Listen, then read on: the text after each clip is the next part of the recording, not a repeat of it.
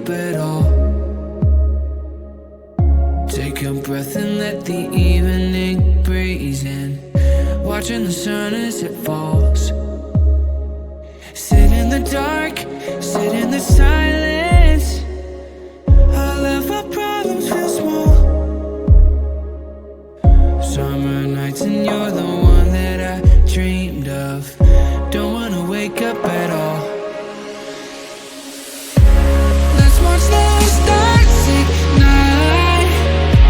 There's no better place than right next to you.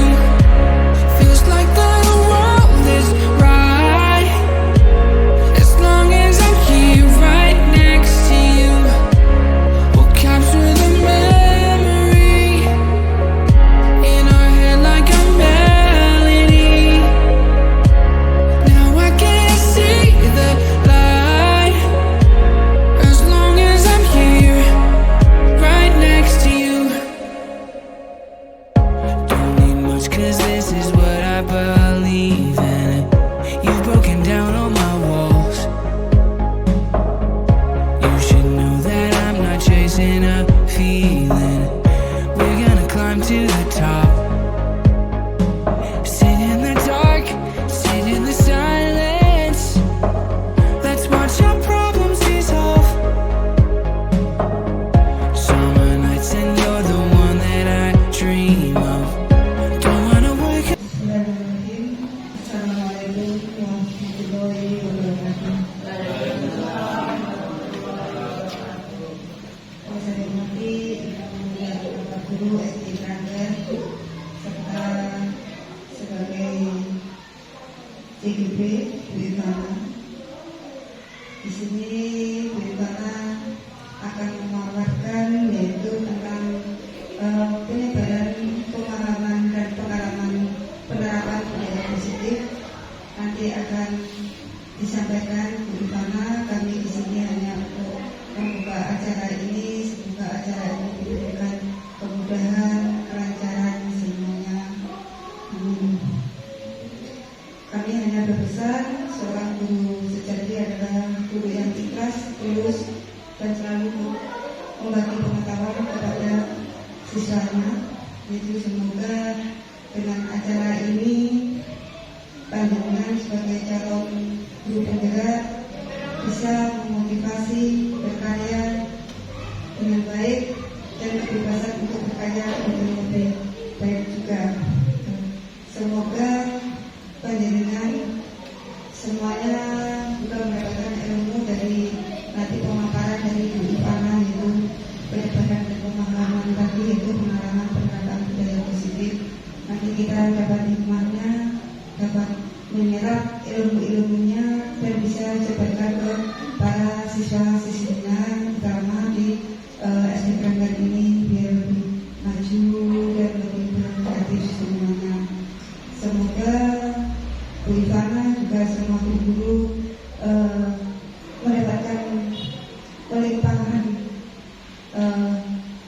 pahala yang begitu besar dari Allah Subhanahu dengan ketulusan keikhlasan panjenengan dalam mengajar anak-anak. Semoga Bu Ivana juga diberikan kesabaran untuk mendidik anak-anak Bu Ivana, ya, untuk bersabar menghadapi anak-anak semuanya.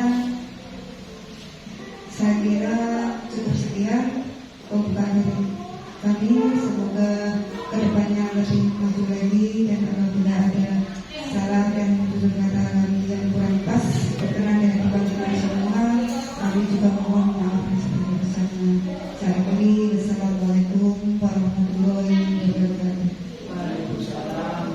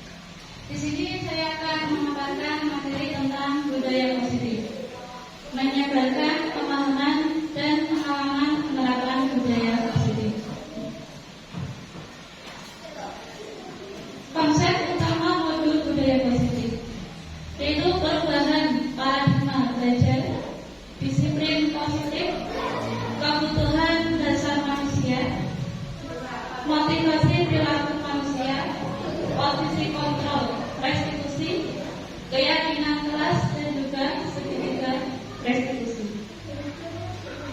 Yang pertama, pembelajaran dengan paradigma baru. Pembelajaran dengan paradigma baru dirancang berdasarkan prinsip pembelajaran yang terdiferensiasi sehingga setiap siswa belajar sesuai dengan kebutuhan dari tahap perkembangannya untuk mewujudkan profil pelajar Pancasila. Yang kedua yaitu disiplin positif. Dalam budaya kita, makna kata disiplin dimaknai menjadi sesuatu yang dilakukan seseorang pada orang lain untuk mendapatkan kepatuhan. Kita cenderung menghubungkan kata disiplin dengan ketidaknyamanan. Sebagai pendidik, tujuan kita adalah menciptakan anak-anak yang memiliki disiplin diri, sehingga mereka bisa berperilaku dengan mengacu pada nilai-nilai kebajikan universal dan memiliki motivasi intrinsik, bukan ekstrinsik.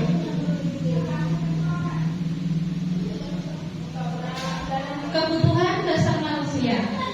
Di sini kebutuhan dasar manusia yang pertama yaitu bertahan hidup. Semua manusia itu pasti memerlukan makan dan minum untuk bertahan hidup.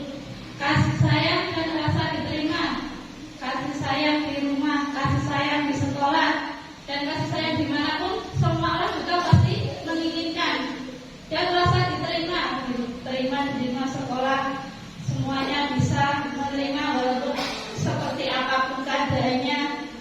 Terus penguasaan itu tentang apa? Kayak kepandaian ataupun bisa diartikan sebagai kemampuan seseorang dalam sesuatu hal.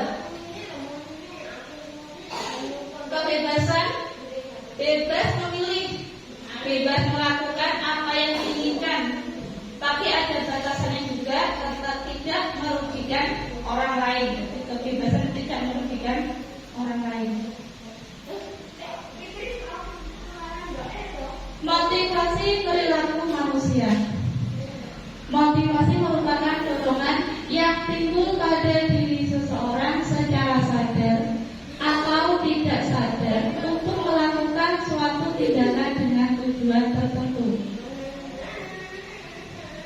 Di sini ada 3, yaitu yang pertama menghindari ketidaknyamanan dan hukuman. Biasanya murid melakukan disiplin diri karena ia takut dihukum. Ini merupakan motivasi eksklusif. Contohnya dia tidak mengerjakan PR, tak dihukum sama gurunya. Karena ketakutannya itu, akhirnya dia merasa minder, dia merasa takut. Tapi di situ mungkin hanya 1 dan 2 saja, ya kamu bisa ya. Terus mendapat imbalan atau penghargaan dari orang lain. Murid melakukan disiplin diri karena ia ingin mendapat imbalan. Nah, ini merupakan motivasi eksklusif. Jadi tidak dari keyakinannya sendiri, tapi dia karena ingin mendapatkan imbalan. Terus menghargai nilai-nilai kebajikan diri sendiri. Murid melakukan disiplin diri karena sadar akan nilai kebajikan dirinya. Ini merupakan motivasi intrinsik. Maka dari itu sebagai guru itu sebagai penuntun, bukan menuntut. Ya, menuntun anak untuk bisa menemukan jati dirinya. Dia maunya apa? Dia belajar maunya sistemnya seperti apa, supaya dia memahami.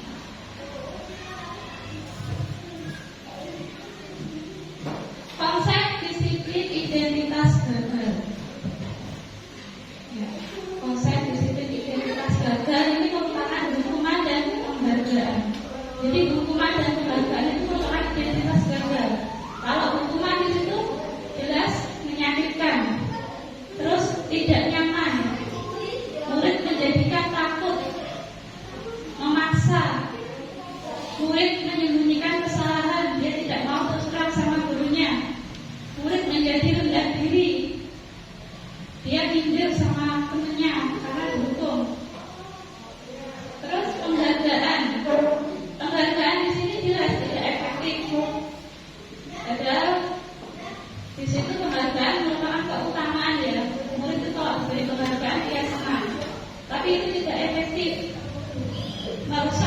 hubungan atau sifat iri sama temannya, itu bisa pintar terus mendapat penghargaan. Aku suka itu ya, terus aku rampok, nah seperti itu. Jadi menimbulkan sifat iri. Terus mematikan kreativitas, menghukum dengan sistem ranking. Makanya sekarang kan tidak ada yang main sistem ranking ya. Tujuannya hanya untuk mereka itu tidak merasa iri dengan temannya. Oh kayak pinter, pasti oleh ranking. Yang mendapat ranking di kelas saya, pasti yang dapat ranking itu Dewi, Dinova, Yusuf. Nah, yang lain rasa rendah, asal gini aja, paling juga nggak dapat ranking. Itu artinya. Terus merampas dan menghargai dirinya.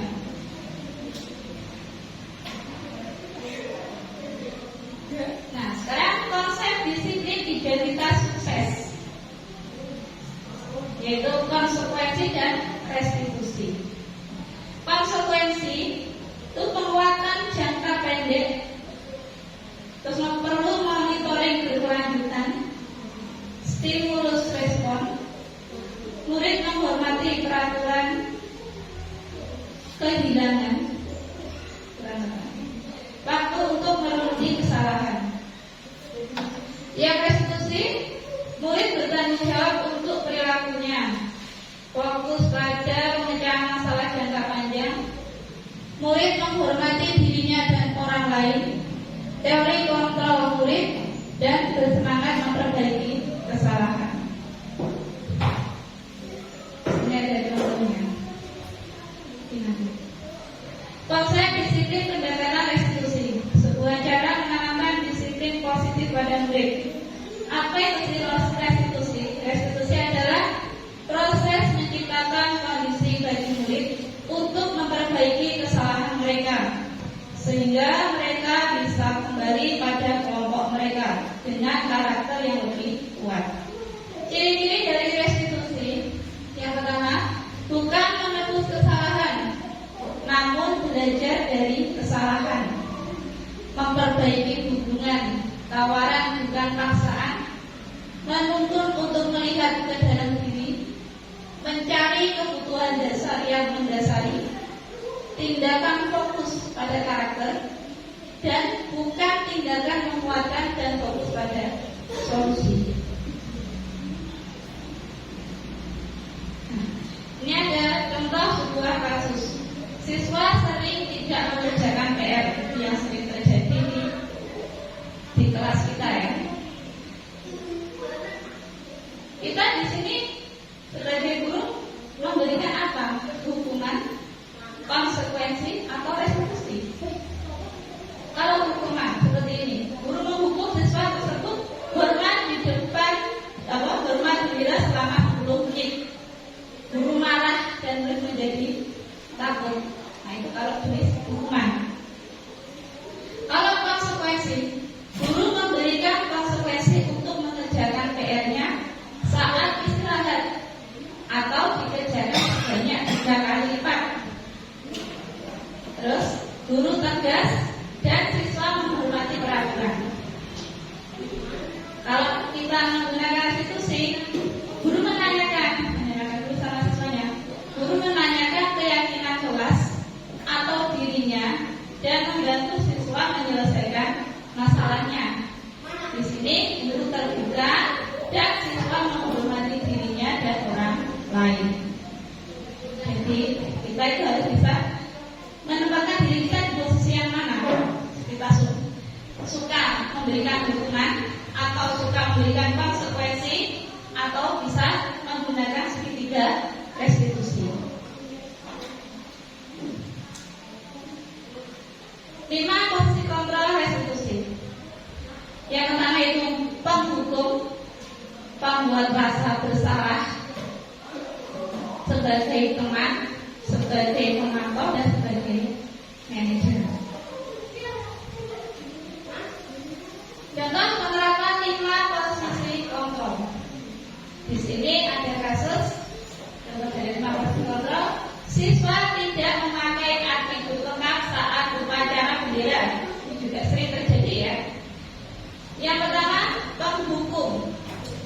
membuat rasa bersalah, atau sebagai teman, ataukah sebagai pemantau, atau bisa menjadi manajer. Bapak Ibu di posisi yang mana? Sebagai penghukum, dia bilang, Bapak Ibu guru bilang, patuhi aturan sekolah, lalu berdiri di depan barisan. Itu kalau sebagai penghukum. Sebagai membuat rasa bersalah, berapa kali ibu guru harus memberitahu kamu, ibu kecewa sama kamu. Nah, itu sebagai membuat rasa bersalah. Sebagai teman, ayolah yang tertib, buat ibu bangga. Kali ini tidak apa-apa salah. Itu sebagai teman.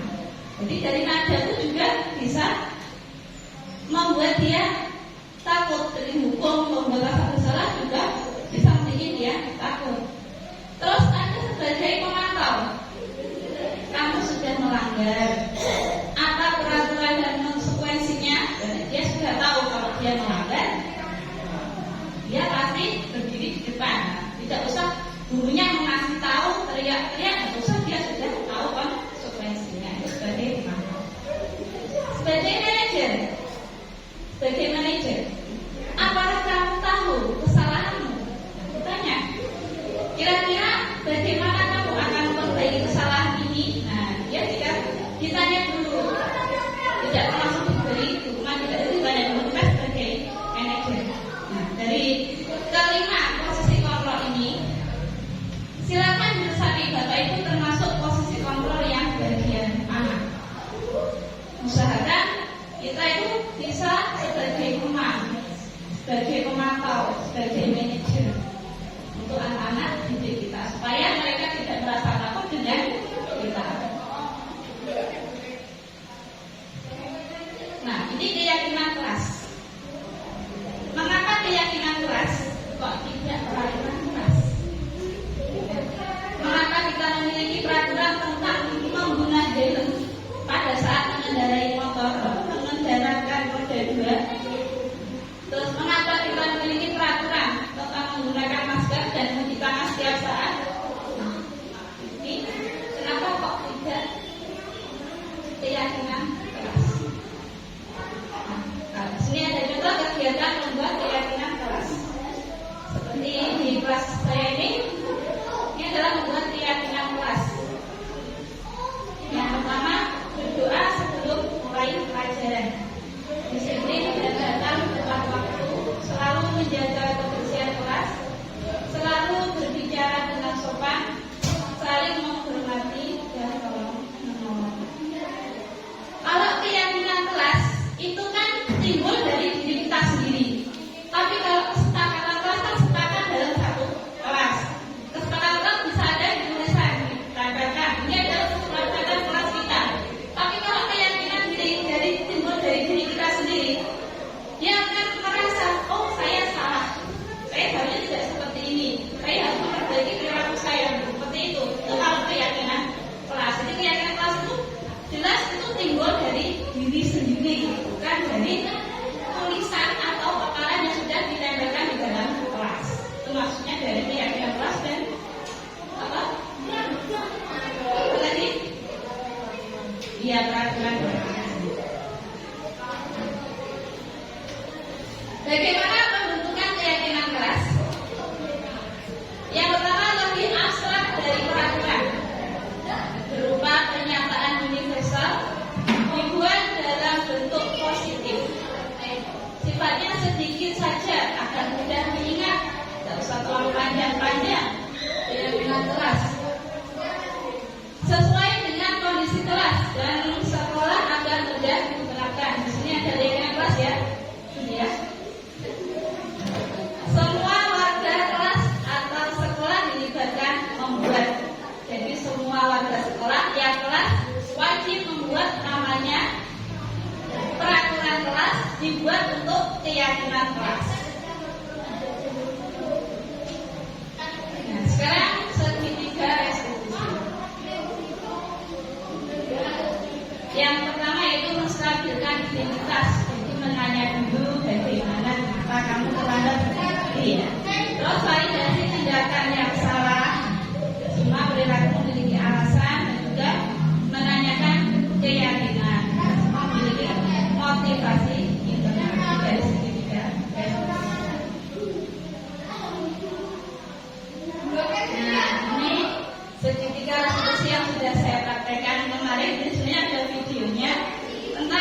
tuh terlambat sekolah ya, ini kebetulan tenda yang main. Nah, kemarin itu pada waktu pukul 7 bel sekolah sudah berbunyi. Semua siswa sudah memasuki ruang kelas dan mulai berdoa dan juga mengucapkan Pancasila secara bersama-sama. Namun terdapat seorang siswa yang datang terlambat. Sebagai seorang guru, saya harus menyelesaikan masalah tersebut dengan baik dengan menggunakan tahapan restitusi, bukan tahapan yang menghukum. Saya tidak menghukum murid saya. Tadi saya menanyakan, kenapa kamu telat? Alasannya apa? Kamu bisa tidak melakukannya?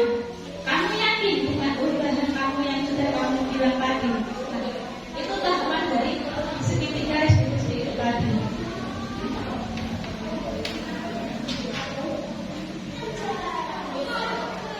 Nah, yang kedua yaitu kasus ketiduran saat jam pelajaran. Ini Zaki yang sering terjadi di kelas.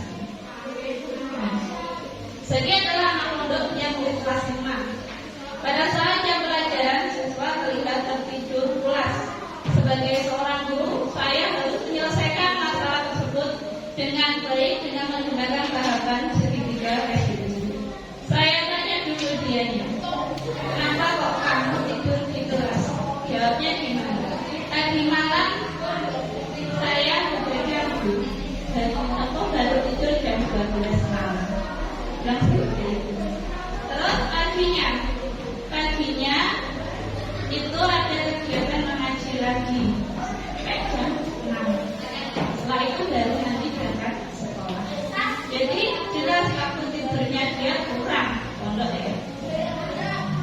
Terus saya tanya dia, kamu bisa nggak merubah mungkin pola tidur kamu mungkin jam 15 atau jam 10 bisa Bu. Kamu yakin kamu bisa? Iya, saya bisa. Itu merupakan keyakinan. Ya udah, kalau bisa, tolong mulai besok jangan diulang kembali. Nah, saya berikan keyakinan pada dia. Itulah dari contoh-contoh kasus yang ada di kelas saya.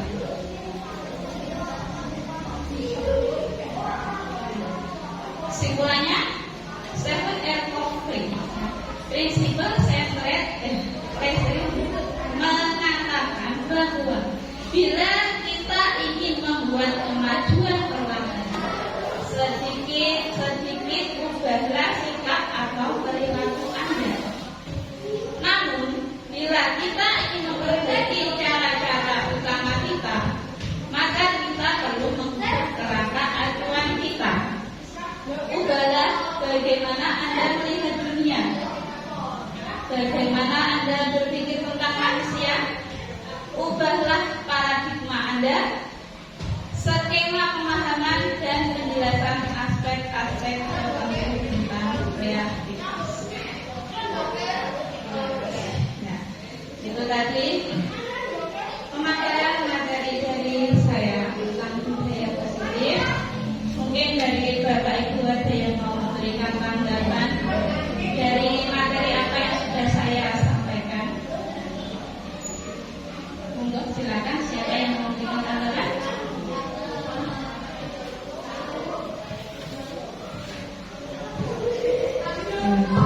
Waktunya saya tertarik dengan segitiga restitusi.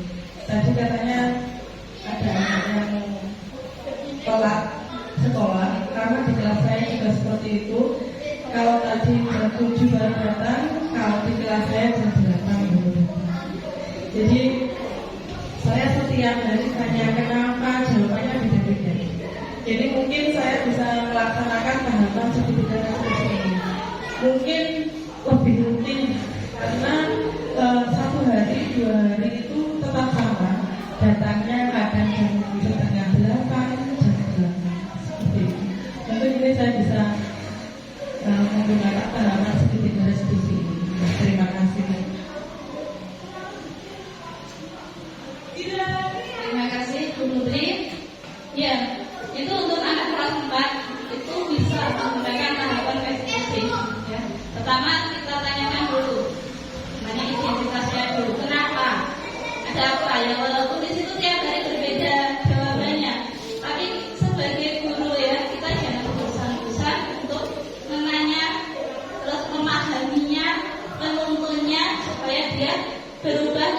lebih baik. Gitu. Terima kasih ya. Yang lain bagaimana tanggapan atau masukan dari apa yang sudah saya paparkan di sini?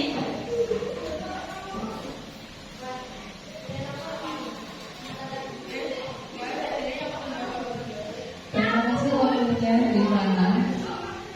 Saya mau menanggapi yang 5 tipe guru.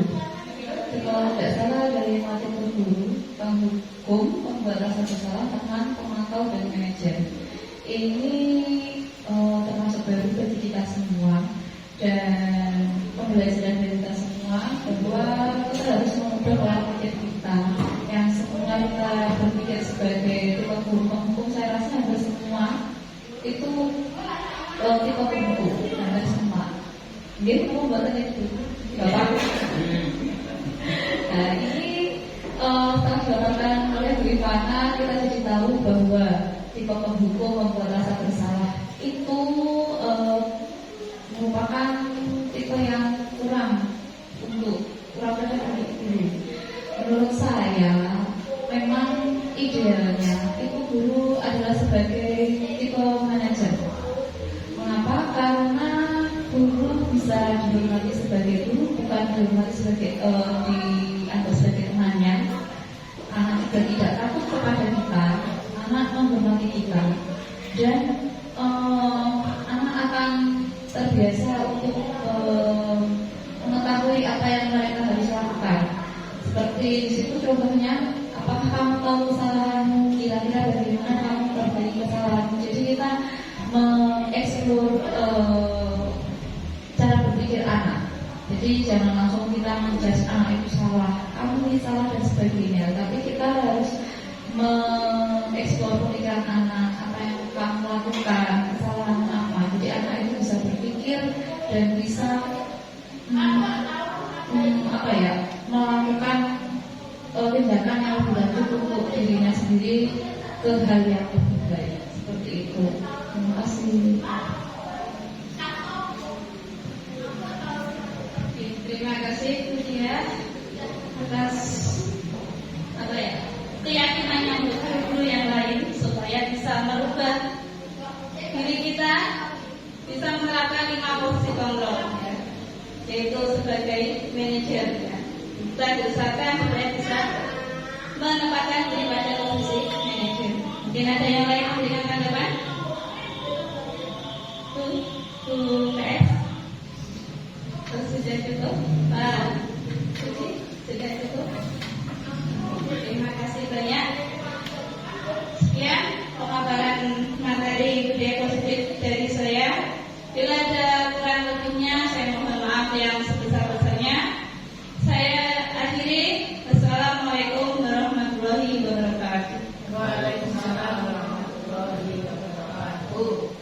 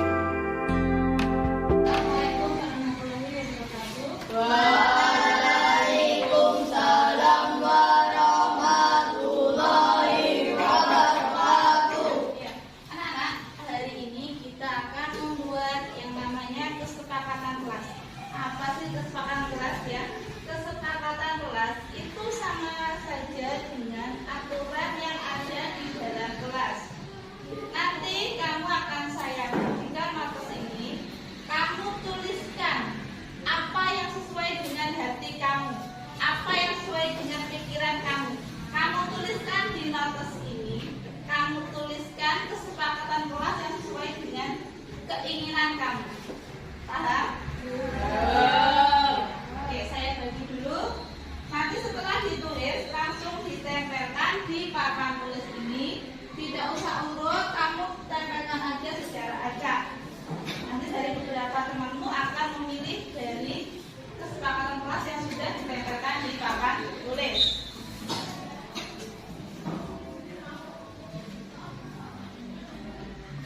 Tulis bagian yang tidak ada tempelkannya.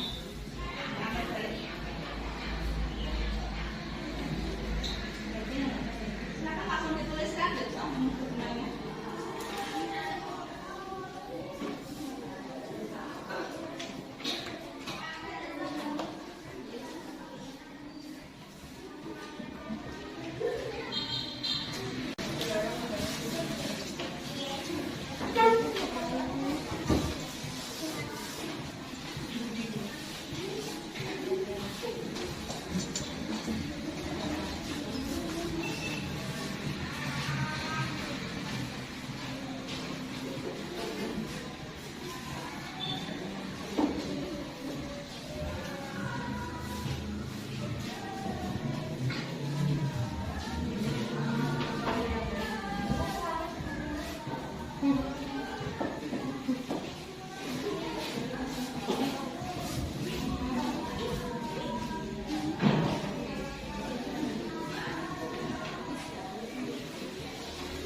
Sudah semua ya? Oh, di sini sudah tertempel ada 12 kesepakatan kelas. Saya minta, saya panggil secara acak. Silakan mengambil kartu. Silakan ambil. Nanti dijajarkan di depan. Tadi yang saya kasih kadet. Yang nggak ada tanda-tanda. Ayo, Fitri, silakan diambil terus dibaca di depan sini.